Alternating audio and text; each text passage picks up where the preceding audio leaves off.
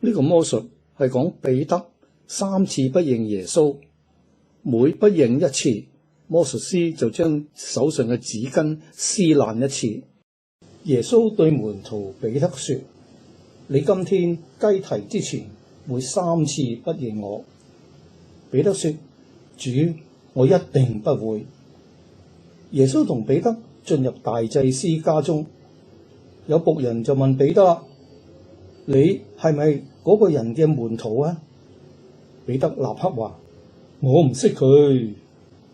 彼得同一啲人喺圍住炭火取暖，有人就問彼得啦：你唔係佢嘅門徒咩？彼得就話：我唔係，我唔識佢。過咗一陣間，又有人問彼得：你真係同佢哋一黨嘅？彼得話：我唔識嗰個人。呢陣時雞就啼啦。彼得記起耶穌嘅話，非常後悔，就痛哭起來。耶穌復活之後向門徒顯現。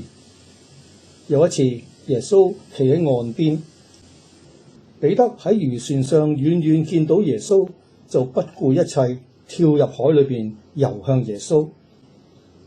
而家等我哋睇下彼得有冇被寬恕啦。